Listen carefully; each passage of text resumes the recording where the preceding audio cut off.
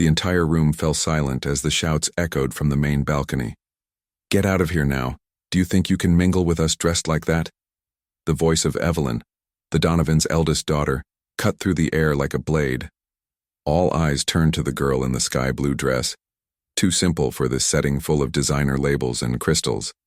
She stood there, her hands trembling, holding a small gift wrapped in handmade paper. "I just came to deliver this," she mumbled, but no one heard. Laughter erupted cruelly like inverted fireworks, hurting rather than enchanting. One of the waiters tried to intervene but was restrained with a look. "That's a little maid trying to pull a fast one," another guest scoffed. The girl, feeling the heat rise to her cheeks, turned with tears in her eyes and left. Behind her, doors closed like judgments. But what no one knew on that night, filled with contempt, was that, the next day, a black limousine with gold insignia would stop right in front of the mansion, and the driver would get out with an envelope. An envelope that no one would have the courage to open without first trembling. The girl was not just any stranger, nor a simple assistant. The surname she carried was buried, hidden by secrets that many at that party swore they would never see resurface. But destiny, when it decides to knock, knocks with the force of thunder disguised as a whisper. When the limousine stopped and the window lowered, revealing the face of Richard Donovan himself, the patriarch of the family and until then absent from the celebration, the silence was greater than the night before. "I am looking for Miss Clara Lancaster," he said with a calmness that was frightening. No one understood. No one knew how to react. And even fewer imagined that, behind that simple dress, was hiding the heiress of the name that Richard himself thought he had buried forever. The Bellwood Hills sky always got a little brighter at night. Maybe it was the spotlights coming from the mansions or the lights of the limousines that cruised the streets like inattentive stars. But tonight, something was different. The Donovan mansion seemed more alive than usual. Rows of luxury cars were parked in front of the entrance, supervised by black-clad valets, and the sound coming from the side gardens was a mix of forced laughter, classical music replayed by DJs, and glasses clinking every 15 seconds. The Donovan family was known for two things: money and influence. But tonight, they were looking for another title, hosting the most talked-about party of the month. Evelyn Donovan was turning 25, and she wanted an event to remember. She had gotten it. The main hall had been transformed into an almost dreamlike space. White curtains fluttered in the wind, modern chandeliers hung from the ceiling like crystal drops, and in the background, a wall of mirrors reflected everything in an exaggerated way. The waiters walked around like well-rehearsed shadows, carrying glasses of French champagne and snacks that no one knew the name of, but ate so as not to look poor. Evelyn, with her long golden hair and a dress designed by an Italian designer, walked among the guests with the naturalness of someone who feels like she owns everything she steps on. Her mother, Amanda Donovan, watched from afar with a satisfied smile. Everything was under control. Until it wasn't anymore. Clara arrived silently. No security guard stopped her, because no one imagined that a girl with a simple dress and delicate steps would dare to enter there without being invited. She walked slowly, as if she didn't want to disturb anyone, but also as if she knew where she wanted to go. The curious eyes of the guests followed her, some with contempt, others with suspicion, but no one spoke. Yet, when she approached the gift table, the silence fell like the beginning of a storm. She placed the small package in the center of the table and took a step back. Evelyn saw her, and that was enough. "You?" she said, her eyes narrowed. "What do you think you're doing here?" Evelyn's voice was sharp and cutting. The guests formed an invisible semicircle around Clara. She tried to answer, but shame choked her throat. Evelyn approached as if hunting for sport. "Did you think no one would notice those clothes? That hair? Do you really think you belong here?" Clara took a step back, but didn't run away. She looked at Evelyn with steady eyes. "I came to deliver this." She pointed to the gift, but Evelyn didn't let her. She grabbed the package, lifted it, and, in front of everyone, let it fall to the floor. The sound of the paper crumbling echoed louder than the background music. A waiter tried to intervene. "Miss, perhaps." But Evelyn interrupted him. "Do you know her? Is she an employee?" Clara looked around and saw no allies. Only eyes that wanted to see the embarrassment happen. She turned around, feeling her face burn, and walked towards the exit. No one followed her. The party returned to its rhythm, but with a new topic to whisper in the corners. Evelyn, satisfied, returned to the center. But Amanda, for a few seconds, remained looking at the door where Clara had left, as if something was bothering her without knowing why. The next morning, before the sun had even warmed the mansion's marble columns, a black limousine glided through the gates without announcing its presence. The driver, wearing leather gloves, got out with an envelope in his hands.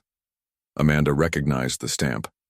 It was from Richard Donovan himself. When she saw the recipient's name, Clara Lancaster, her face paled. The past, which she had believed buried, had just knocked on her door.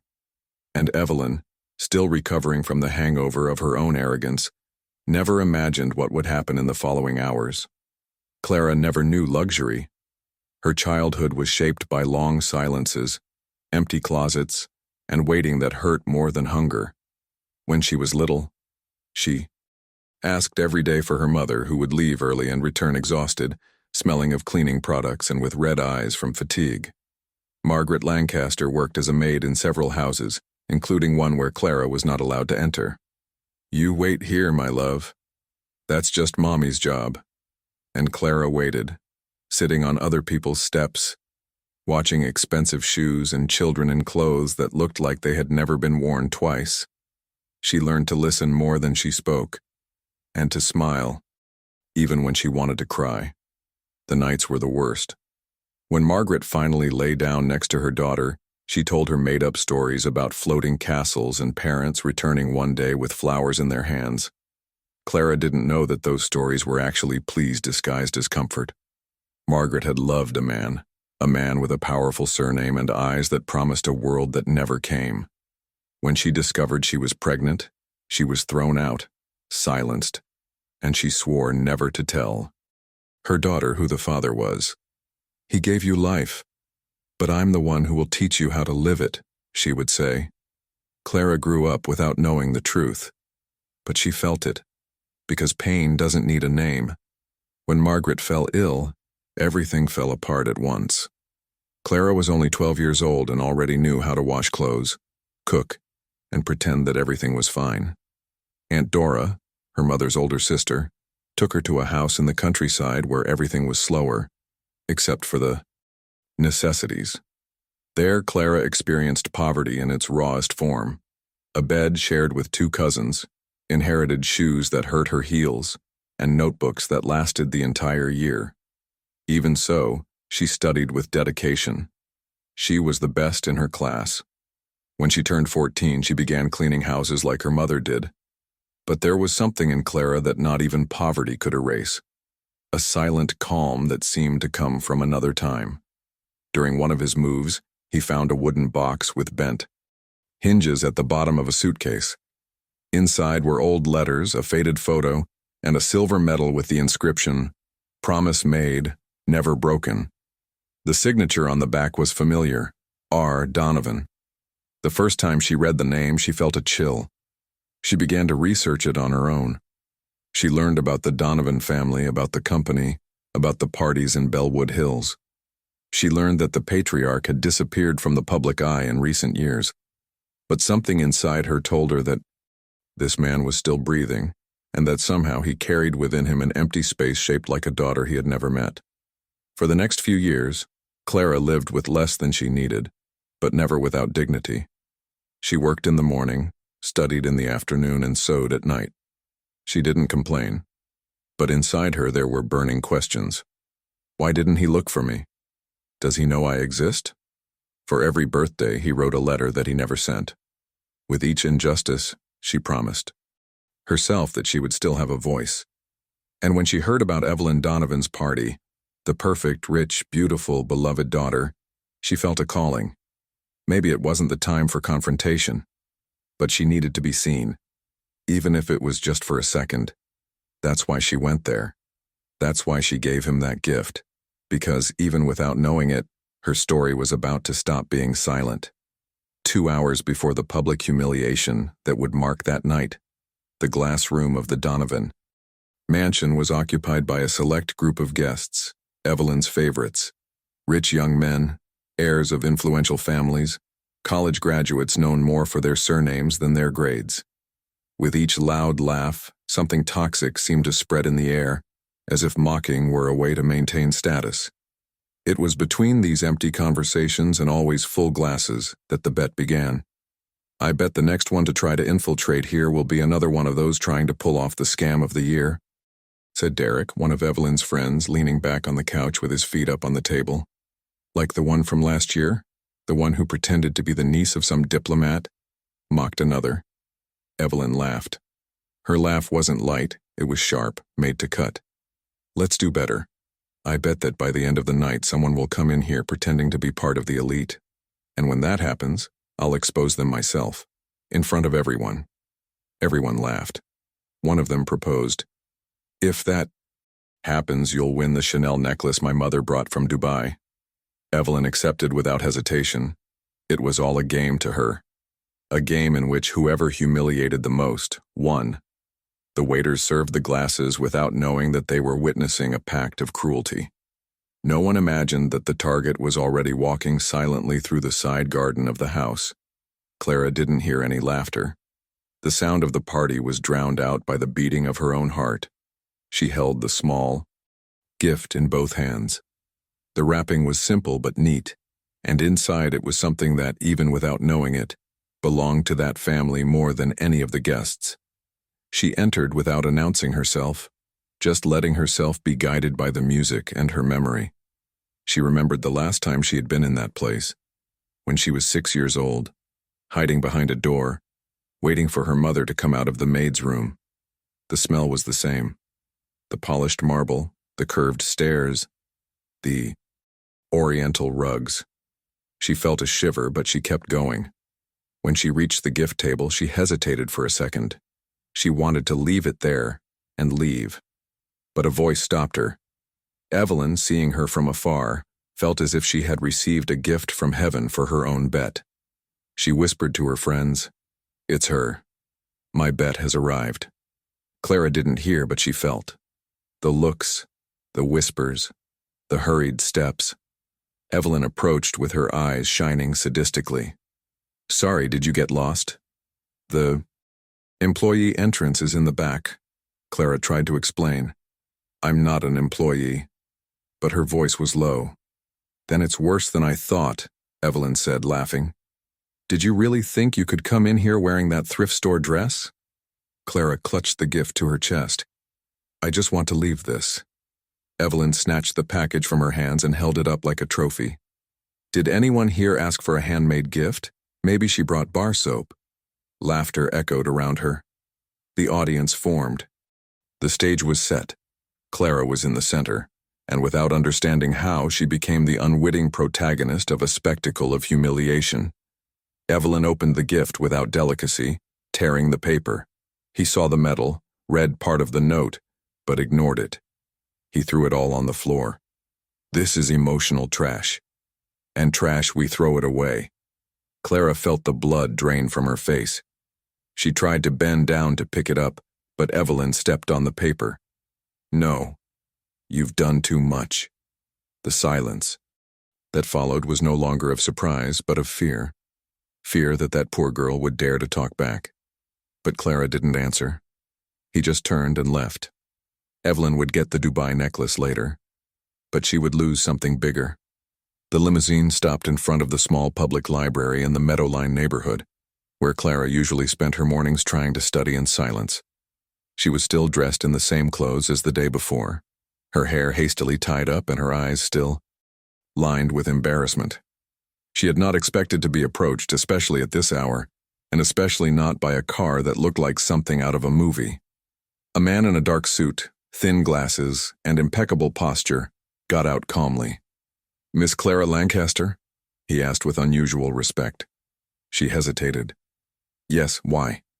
He held out an envelope, sealed with gold wax. "Mr. Richard Donovan asks you to come in. He would like to see you." For a few seconds, Clara thought it was a prank, but the man's tone was too sober for jokes. He got into the limousine slowly. The leather seats, the silence inside, the smell of polished wood. It all reminded her of something she had never had, but that seemed to have been written for her. As the car glided through the city streets, Clara watched the landscape change. She passed busy avenues, mansions hidden behind hedges, until finally the car stopped in front of an iron gate decorated with the initials RD. The gate opened as if to acknowledge her arrival. The mansion was different, not the one from the party. It was older, more sober, more remote, like the man himself who was waiting for her at the top of the front steps.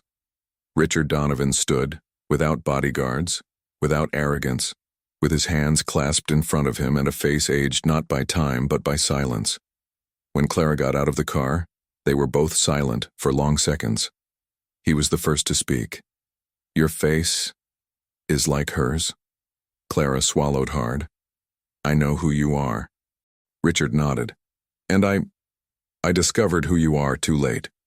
She did not come closer. "Why did you call me here now? After everything?" He took the note she had left at the party from his pocket. His mother's handwriting was still vivid on the paper. "I loved your mother, that's true." Clara did not answer. Her eyes filled with tears, but she held them back. "And abandoned her."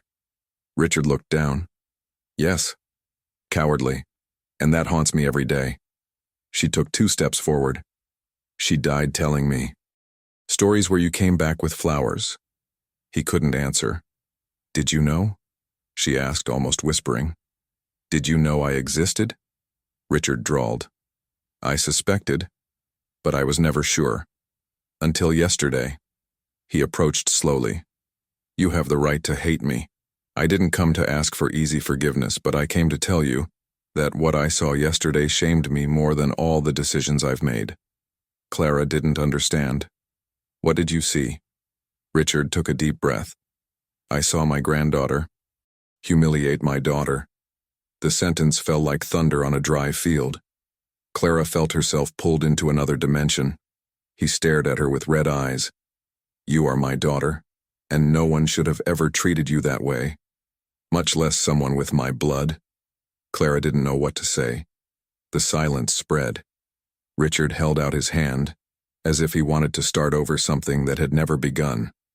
But Clara didn't move. She just said firmly, "I didn't come here for money. I came for truth." And she turned, walking back to the car. "Wait," he said. "I want to meet you. Not because of remorse, but because I've wasted too much time." She stopped, her back turned. "Then come slowly. I won't run after someone who abandoned me." And she got into the car, without looking back. The afternoon after the party, Evelyn was still in her room, surrounded by gift boxes, selfies scattered on her phone, and the morbid satisfaction of someone who believes she's won. She posted a story with the caption, "Yesterday was epic. Some people need to remember their place." She laughed to herself, but the next notification made her stop. A discreet online story reported that Richard Donovan had appeared in public for the first time in years, and that he'd been seen leaving the Meadowline Library with a young woman named Clara Lancaster. Evelyn frowned. The name didn't seem strange. She clicked on the girl's profile, which was now starting to circulate among photos tagged by curious onlookers. And then, she froze. In the picture, Clara was getting out of a limousine. The caption was simply, "The unknown heiress?" Evelyn felt her face heat up. She ran downstairs, ignoring her mother who was talking on the phone, and entered the room where some of the guests were still looking through photos and laughing at the funniest moments of the previous night. "Did you see this?" she said, throwing her cell phone on the table. One of the guys picked up the device, read it, and widened his eyes. "Clara Lancaster? The girl from the party?" Evelyn clenched her fists. This must be some kind of act. She can't be my father's daughter. The silence that followed was uncomfortable. For the first time, no one laughed or mocked. They just looked at each other. That same afternoon, a letter arrived at the main mansion. It was simple, handwritten, addressed to Evelyn with a gold seal. Inside, a few words. What you did to your sister is unforgivable. From today on, my absence from your life is no longer just geographic. It was signed by Richard Donovan. Evelyn read it over and over. Her hand was shaking. Sister? Amanda walked into the room at that moment. She saw the letter in her daughter's hands and stopped. Did you know? Evelyn asked in a choked voice. Amanda didn't answer. She just sat down slowly, like someone who was about to be buried by her own past. The next morning, Evelyn decided to confront everything with the only resource she knew: contempt. She recorded a video in the mansion's garden with impeccable makeup saying that no one appears out of nowhere and becomes part of a family just because they say they have blood in common. The post went viral in minutes. The comments, however, were not what she expected. Did you humiliate her without knowing who she was? What if she was just a random guest? Would that be justifiable? What is lower, her origins or her arrogance? Evelyn tried to ignore it, but her followers began to disappear. Partner brands, canceled scheduled posts, and friends went silent. Meanwhile, Clara remained silent. She didn't respond to anything. She didn't post anything. She didn't justify herself. And it was this silence that screamed the loudest. People started looking for her. They wanted to know who she was, where she came from, how she had been treated. The story of the party took on national proportions. A TV show mentioned the scene, reproducing the speeches captured on cell phones. Clara being thrown out. The gift being thrown on the floor. Evelyn stepping on it. And then the question that started circulating on the networks. If she were just an ordinary girl, would that still be right? Humiliation had changed its face. Evelyn, once the center of applause, became a symbol of arrogance. And Clara, the girl in the simple dress, became a symbol of dignity. The world watched in silence as the scales turned. But Clara, as always, did not call for justice out loud. She just kept going, as if she knew. That time has a subtle way of putting everything in its place, including the airs of silence. Richard's phone rang for the third time that morning. It was Amanda. He glanced at the display, sighed, and let it ring until it stopped. He was sitting in the library of the old mansion with Margaret's letters open on the table. He had read each line dozens of times. Her handwriting, alive on those pages, seemed to speak to him as it had before. But there was something Richard couldn't understand. Why had Clara never reached out to him directly? Why had she given him that gift silently instead of shouting out her existence? That afternoon he decided to ask. Clara accepted the invitation, but imposed the condition that the meeting be in a public place. She chose a small cafe with few tables and large windows. She arrived first, sat down with a book open on her lap, but did not read a line. When Richard entered, she saw him hesitate before sitting down. He looked at her with a mixture of admiration and guilt. Thank you for coming. She did not respond immediately. She simply closed the book calmly. Why now? He asked. Why did you show up like this, leaving a gift and leaving? Why didn't you confront me? Clara placed her hands on the table. Because I knew. Richard frowned. Knew what? She held his gaze. I knew you knew me. Not for sure, but deep down. No man who loves a woman the way you loved my mother forgets what could have been. I knew that one day, the silence would hurt more than the shame. He fell silent. Clara continued. I've waited my whole life for a letter, a visit, anything. When it didn't come, I realized it wasn't me who needed to prove something. It was you. Richard ran his hands through his hair, dejected. I wronged you. And your mother. Clara nodded, but calmly. I know. But I didn't come to collect a debt. I came to return a memory. She took a torn half of a photograph from her purse. It showed Margaret, still young, sitting on a bench, smiling. This picture was taken the same day she told me about you. She said you were gone, and that even then she would never wish you any harm. Richard took the picture with shaking hands. She protected you until the end. Clara smiled, her eyes filling with tears. She didn't teach me to hate. She taught me to wait in silence. And silence has weight, a weight that one day will be heard. Richard wiped his eyes discreetly. You knew everything, all this time. She nodded. I knew who you were. I knew who Evelyn was. I knew about the mansion, the family, the newspapers, but I never wanted what you have. I just wanted to know if, at some point, you would remember me. He closed his eyes as if a knife were piercing him. And when I was thrown out of your daughter's party, I realized it wasn't about being recognized anymore. It was about showing who I am, even without a heavy surname. The waiter brought 2 coffees, but neither of them drank. Richard tried to take her hand, but Clara gently stepped back. I didn't come here to bond. I came to tell you that I survived. Even without you. Even with everything. I survived. She stood up. And that's enough. He tried to say something, but she just smiled. Now you know who I am. I always knew who I was. But the difference is that I never needed a name to exist. Only courage. And she left, leaving behind a father who now finally knew the sound of his own regret. Richard spent the night awake. Clara's words echoed in his mind like silent hammer blows. I survived, even without you.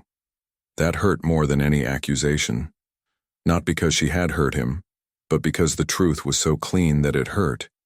He, who had always had the power to change stories with a signature, now found himself powerless before a girl who built her identity with leftovers and silence. Sitting in his office, he opened an old box that he had kept for years without the courage to face it. Inside were letters that Margaret had never sent, and that Amanda had intercepted without his knowledge. The handwriting was familiar, sweet, but heavy with sadness. You promised me you wouldn't leave me, and yet you left. Our daughter has your eyes. Sometimes I fall silent just to imagine what it would be like to hear your voice calling her name. Richard read each one as if they were screaming. Amanda had kept those letters. She hadn't destroyed them. She had just locked them away, as if time could kill what the truth kept alive. Beside the envelopes was a piece of paper from the hospital, a blood test confirming the pregnancy. The date was clear, and even more painful, his signature was already there, as the emergency room manager. He had known. At some point he had known, but he had chosen to forget. In the same box was a photograph he had never seen before. Margaret holding a newborn baby wrapped in a pale blue cloth, the same shade as the dress Clara had worn the night of the party. It was as if she had chosen it as a symbolic whisper, a silent answer. Richard held the image in both hands and whispered, "You already forgave me before I even asked." He wept. For his daughter. For the woman he had lost. For all the years that would never come back. The next day he went to an orphanage in the neighborhood where Margaret spent her last years. There he learned from volunteers that Clara had donated all of her academic awards to underprivileged children. Scholarships she had earned through her own efforts, without using her last name. An elderly director told him, "She never said where she came from. She just said she wanted no girl to feel invisible like she once did." Richard left the orphanage not knowing whether to cry or kneel in repentance. But the final blow came from an envelope delivered by a former employee of the mansion, the same gardener who had worked at the house since Margaret's time. "She left this with us before she left the neighborhood. She said maybe one day you'd be ready." Inside was a cassette tape, converted to a USB flash drive. Richard turned on his computer and pressed play. It was Margaret's voice, recorded shortly before she died, speaking to her daughter. "If you ever see your father, tell him I never hated him.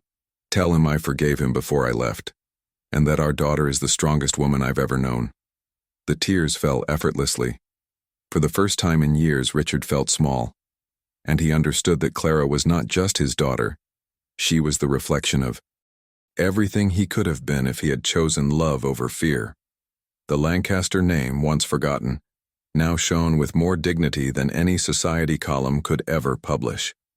The girl he had abandoned had become more than he had ever dreamed. And now he knew. She was everything.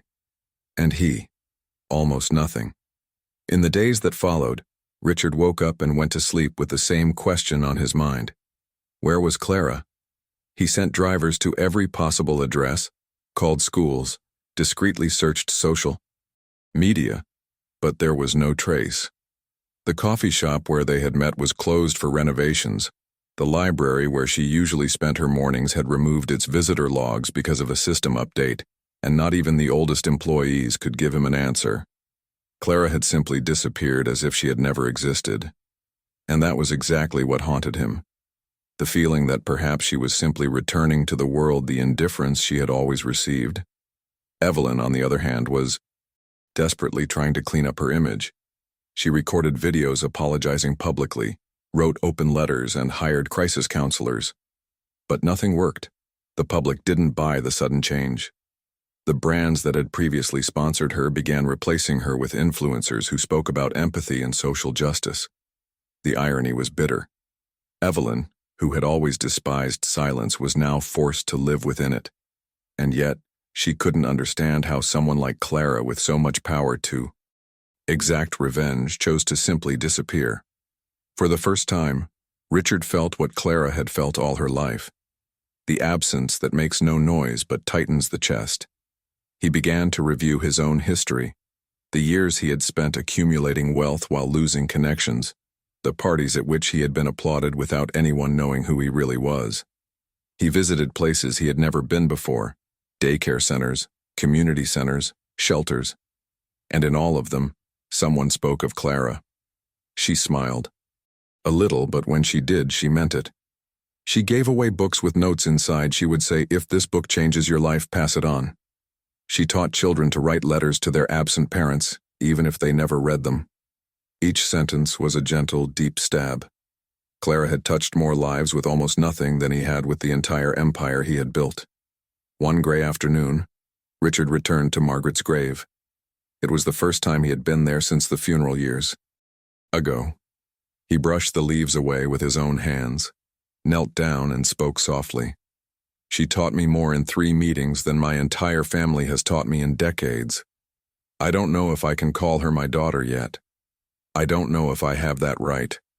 But if heaven can hear, tell her I'm learning. Late, but I am."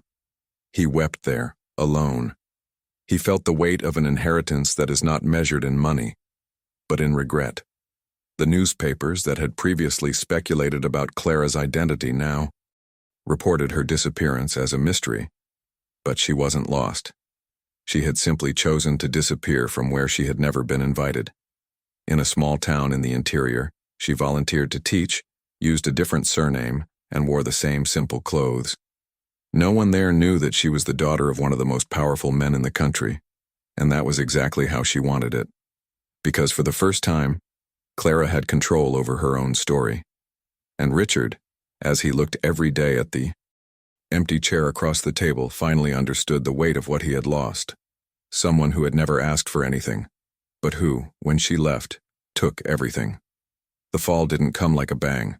It came like a slow, almost imperceptible leak, until it was impossible to ignore. Richard Donovan, for decades treated as an untouchable titan of the business world, began to feel the fabric around him tremble. It all started with an article.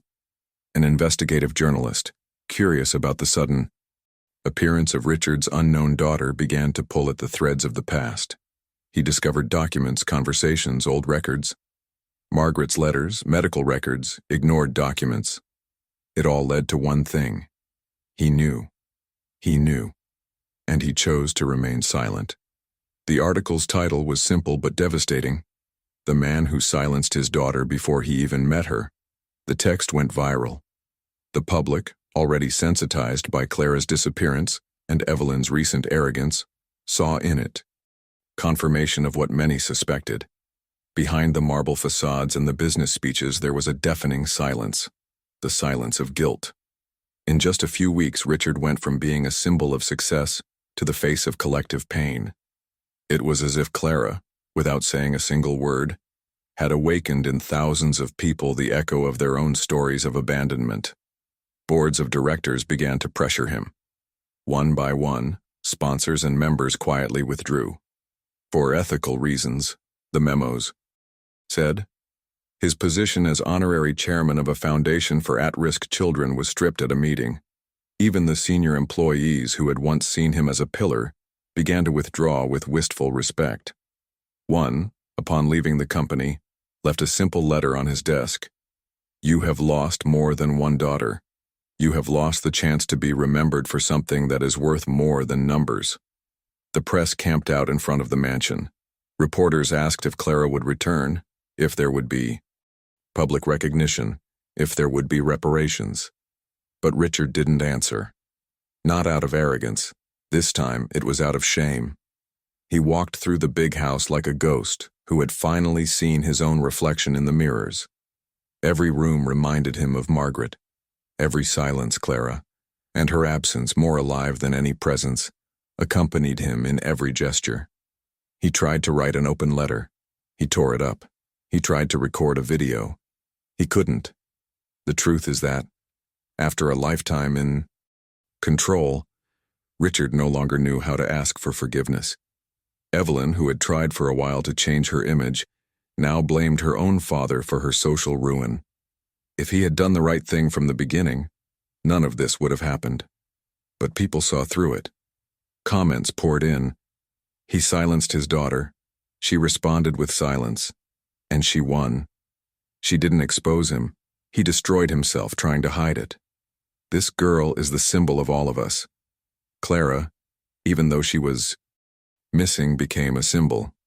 Her absence was an act. Her refusal to use the Donovan surname was the most eloquent protest.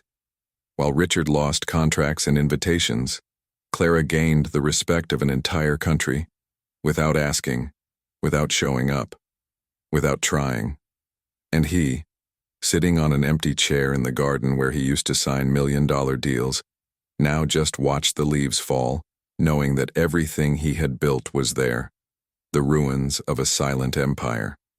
And in the center of this emptiness, the name he had not had the courage to pronounce for 2 decades, Clara.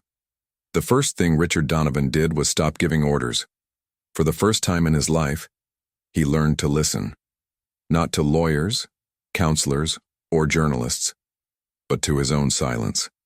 The silence that Clara returned to him with dignity. He spent entire days without leaving the garden, without speaking to anyone, watching time pass as if it were an old friend he had ignored for too long. He began to notice details that had previously gone unnoticed. The sound of leaves in the wind, the smell of coffee before it cooled, the empty space on the other side of the dinner table. They were little ghosts of everything he had never experienced. He got rid of cars, million-dollar paintings, and collections he had bought to impress those who had never paid attention. He ordered the company to be restructured, to transform part of the assets into social projects, not as a marketing strategy, but as a living apology. He created a foundation with the name Lancaster, not Donovan, because he knew that name needed to exist on its own merit. He visited communities, heard stories of abandonment, and began to understand that his pain was not isolated. He discovered that Clara had single-handedly financed part of the studies of 2 orphaned girls, that she donated books with handwritten letters, that she helped neighbors without expecting thanks. And he felt ashamed, not of herself, of himself. The transformation didn't come with the spotlight, but with small gestures. One day he returned to the hospital where Margaret had given birth to Clara. He spoke to the only nurse who still worked there. "Your wife was crying a lot, but when she held the baby in her arms, she said, 'She doesn't need a father to be a light.'" Richard went home with tears in his eyes and wrote the first letter he could finish. It was short, simple, and unadorned. "Clara, I don't want your forgiveness. I want your truth, not the right to be your father. Just the opportunity to be a better person because you exist." He folded the paper but didn't send it. He knew it wasn't time. Maybe it never would be. But he had to write. He began to plant flowers in the garden where the empty fountain had once stood. Daisies, Margaret's favorite. He did this with his own hands. One day, a worker saw him kneeling, covered in dirt, and asked if he needed help. Richard smiled wearily. No, I have to do that myself. Evelyn, seeing him so different, tried to get closer. Dad, you're destroying yourself. He replied with new serenity. No, I'm trying for the first time to build something that's not just for me. The company's stocks fell, but Richard's reputation began to rebuild in a different way. Ordinary people who saw his downfall began to see meaning in his new steps, not through words but through presence. He no longer spoke about profit, but about legacy, not about inheritance, but about memory. He stopped making headlines and began to sit on park benches, where he read letters he received from young people thanking him for the Lancaster Foundation.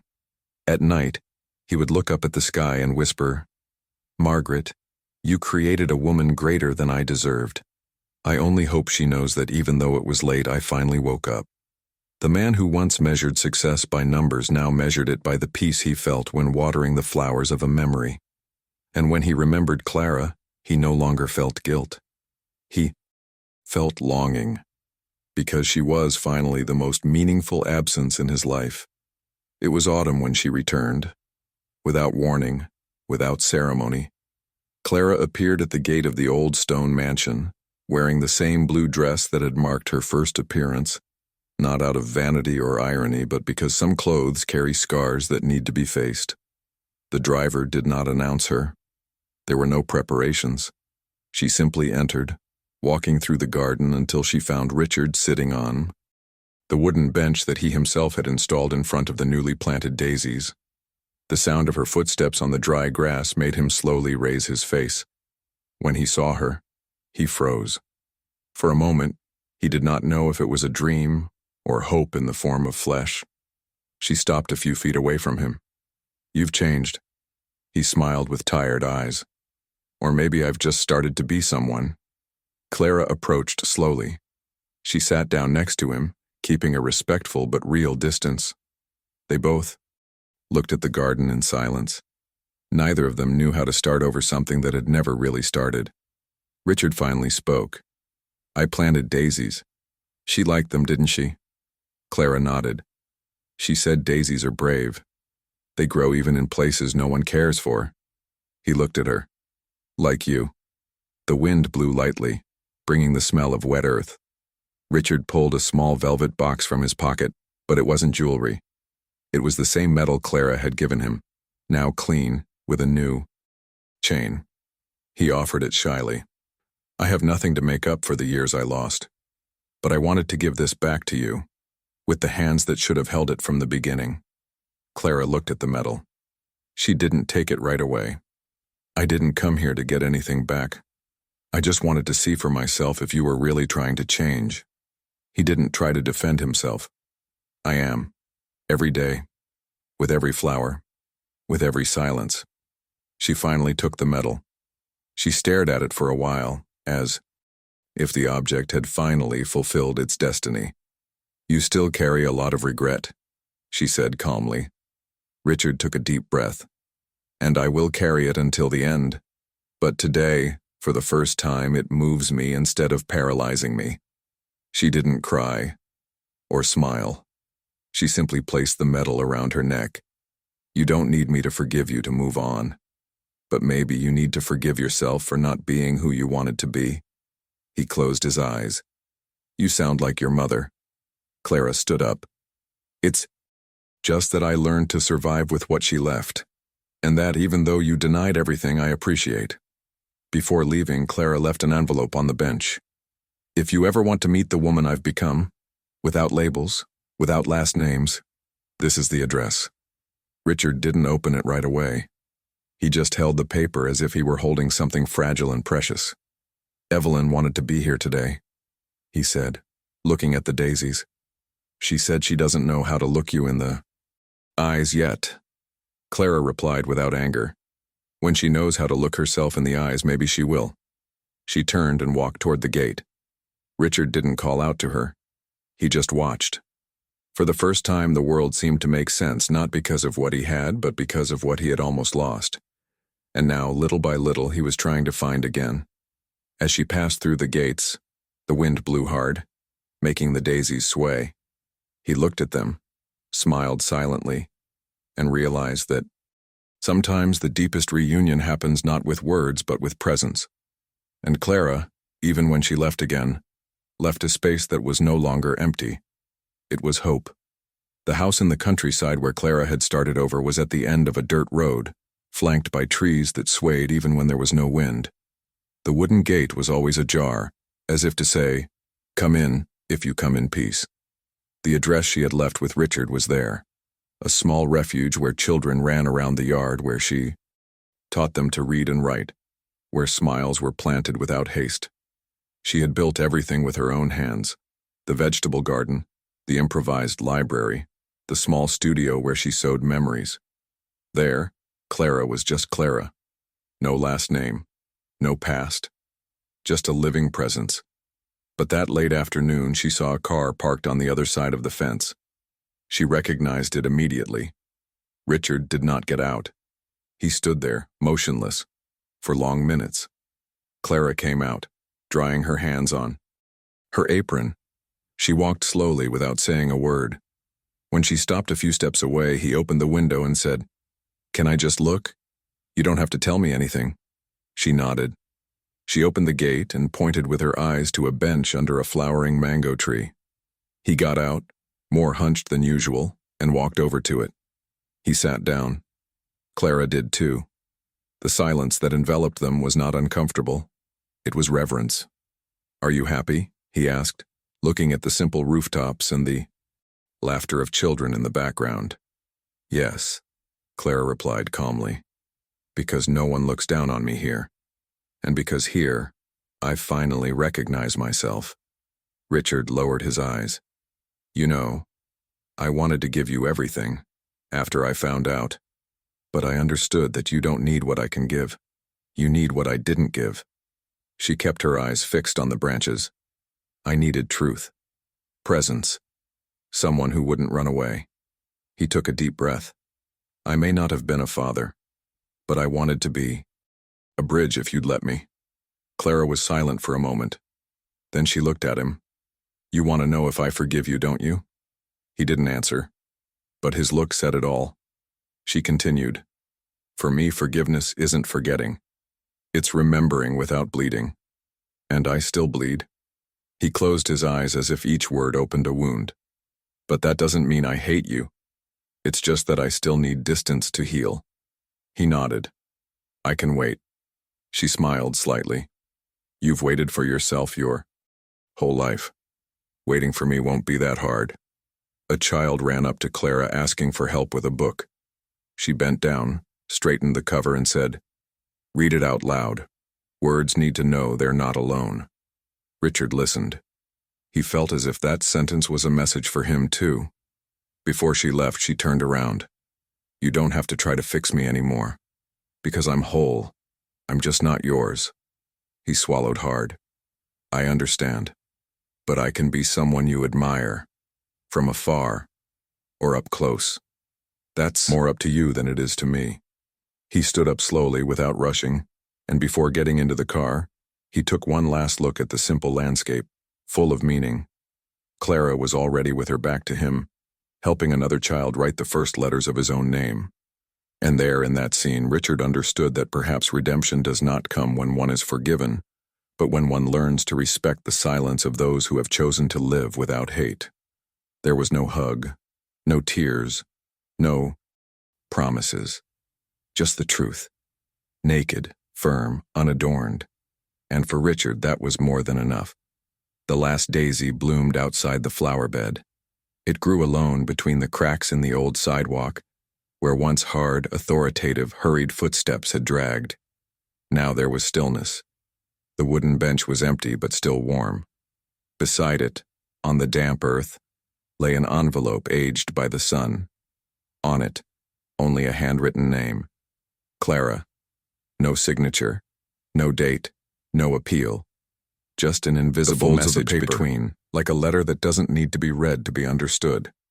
The evening light invaded the garden in silence, gilding the leaves and touching the petals of the daisies like a wordless gesture of forgiveness. From the gate, a figure watched from afar, hair tied up, simple dress, eyes fixed. She did not advance, nor did she retreat. She just looked. She saw the envelope. She saw the bench. She saw the garden. And then, with the same calm with which she had always entered, and left other people's lives, Clara turned and walked down the dirt road. The wind lifted the light dust around her feet. Each step she took seemed to erase her previous footprints, as if the path no longer needed to be remembered, only followed. In the distance, a child was waiting for her, holding a book in both hands. She approached slowly, without haste. She sat down in the shade of a tree and listened, and the world, which had so often silenced her voice, now leaned in to listen to her. If you've come this far, it's because this story touched something inside you. So write here in the comments, "I heard her silence. Only those who have felt it will understand." Don't forget to leave your like, because that helps this video reach other people who also need to hear this message. Subscribe to the channel now so you don't miss the next stories like this. And if your heart is still racing, the video that is appearing on your screen now will make you feel even more. Click and continue with, as because some stories don't end, they just begin in silence.